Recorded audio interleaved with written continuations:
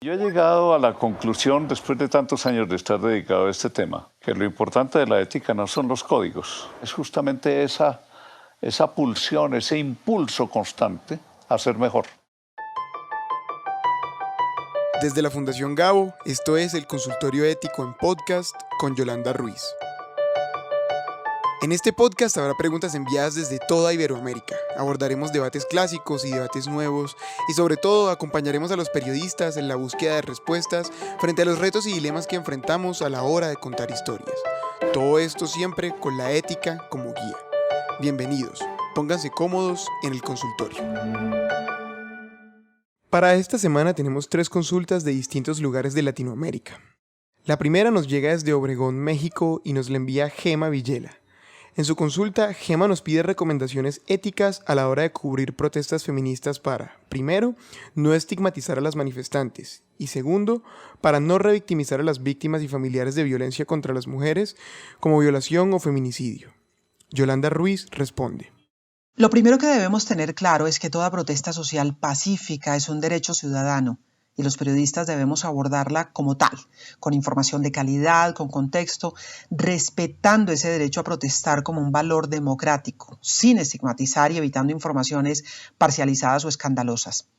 Y cuando las mujeres salen a manifestarse, al informar, es importante evitar los estereotipos que precisamente se quieren combatir, porque el pensamiento sexista que discrimina considera que gritar, protestar, alzar la voz, incluso insultar, no son, comillas, comportamientos femeninos. Eso lleva a que muchas personas usen expresiones peyorativas que no podemos utilizar los periodistas si queremos hacer un trabajo ético. Asistimos a momentos de transformación después de siglos de agresión a las mujeres y estamos informando en medio de ese cambio y en medio de debates profundos. Hay que desaprender esquemas y aprender nuevas maneras de narrar para no perpetuar la discriminación. Por eso, cuando informamos sobre un feminicidio o un hecho de violencia de género, los periodistas debemos hacer esfuerzos para superar la discriminación en el lenguaje y en la manera de cubrir esos hechos. Nunca se puede justificar un feminicidio o la violencia de género en una información periodística. Al desaprender esos esquemas, conviene erradicar expresiones que justifican la violencia como la mató porque estaba en medio de la ira y no lo pudo evitar, o se trató de un crimen pasional. Tampoco se puede revictimizar cuando se informa al centrarse en detalles como la ropa que llevaba la víctima o la apariencia de una mujer agredida, la hora en que salió de su casa. Jamás una mujer es la responsable de una agresión de género, de modo que lo ético es informar sin revictimizar, sin usar comentarios del tipo se dejó, lo provocó, se lo buscó. Es preciso cuidar el lenguaje porque tiene poder, crea realidades y ayuda a perpetuar la discriminación o a combatirla si se usa bien. Las mujeres, como parte de este fenómeno de cambio, cuando salen a las calles, están adelantando acciones afirmativas de derechos que han sido negados por siglos. Tienen expresiones contundentes, usan símbolos, rechazan otros. Son manifestaciones que forman parte de un proceso de cambio histórico y eso no es fácil de entender en toda su dimensión cuando se está viviendo. Pero los periodistas, por nuestra labor, estamos obligados a ver más allá y a poner en contexto esas protestas. No se puede desconocer, por supuesto, que a veces las manifestaciones tienen elementos de violencia o hay disturbios y esos episodios se vuelven llamativos. Pero un periodista que actúa con rigor y ética tendrá la capacidad de reportar estos hechos en el contexto real en el que se produjeron y con el nivel de gravedad que hayan tenido, sin desconocer el fondo de las razones de la protesta y los distintos elementos que interesan tanto a manifestantes como a no manifestantes. Es importante evitar el amarillismo a la hora de informar y lo ideal es aportar elementos para entender. La versión sobre una manifestación no puede ser exclusivamente la de las autoridades. El contraste de fuentes es crucial en situaciones de tensión social. Debemos informar apegados a los hechos y sirviendo a los ciudadanos como nos corresponde. En el caso de las protestas feministas, importante escuchar a las mujeres, mirar la historia, entender antes de contar. Sirve mucho buscar expertos que ayuden a dar esos elementos de contexto y revisar nuestros propios prejuicios para que no afecten nuestra tarea. Apelar al rigor periodístico, al respeto y a la responsabilidad nos permite hacer un trabajo más ético.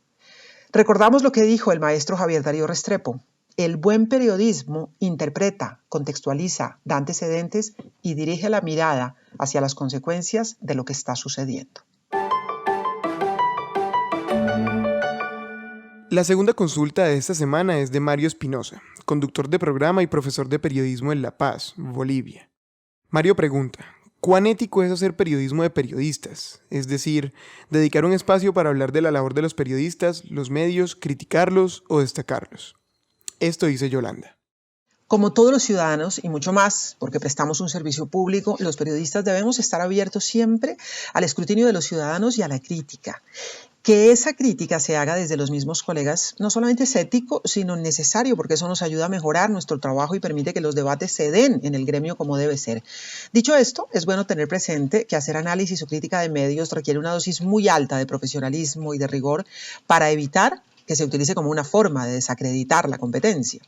Algunos medios de comunicación hacen de manera regular información sobre la actividad del gremio y de los periodistas. Incluso hay colegas especializados en esta tarea. Se hace también desde publicaciones académicas o desde organizaciones de periodistas. Todos estos aportes deben enriquecer el debate sobre el oficio y cuál es nuestro papel. Otra cosa es cuando los periodistas o el universo de los medios se convierten en noticia como parte de la farándula, con lo cual se frivoliza por completo el papel de la prensa. No podemos olvidar que no somos parte del poder ni del espectáculo, aunque por la labor que cumplimos nos asomamos a esos mundos. Ahora bien, la crítica e información sobre lo que hacen los medios de comunicación nos debe ayudar también en el proceso que algunos han llamado la alfabetización o educación de las audiencias.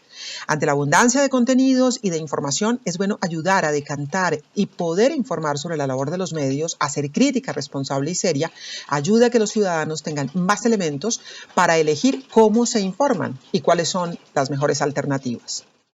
Ingresa a nuestro consultorio ético en www.fundaciongao.org y encuentra un análisis en texto de las principales preocupaciones éticas de Iberoamérica que preparó Mónica González.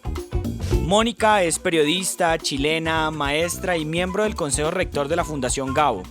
Recuerda, cada mes encontrarás un nuevo análisis de Mónica González en www.fundaciongao.org. La última consulta del episodio de hoy llega por cuenta de Samuel Uzcategui, en Quito, Ecuador. Samuel pregunta, si como periodista estoy en un lugar donde hubo una explosión con heridos, ¿mi deber es preservar la vida de los heridos o transmitir en vivo lo que está pasando? Yolanda lo analiza. Todo dilema ético lo es porque no tiene una respuesta absoluta ni se resuelve con una fórmula. Por eso solamente las circunstancias precisas y particulares que tengamos al frente cuando lleguemos a esa disyuntiva nos dará la respuesta: ayudar a un herido o informar. Un periodista tiene la obligación de informar y esa es su tarea primaria, pero nunca perdemos nuestra condición de seres humanos y si nos encontramos ante un escenario en el cual nuestra acción personal puede salvar una vida, lo sabremos en el momento y actuaremos en consecuencia.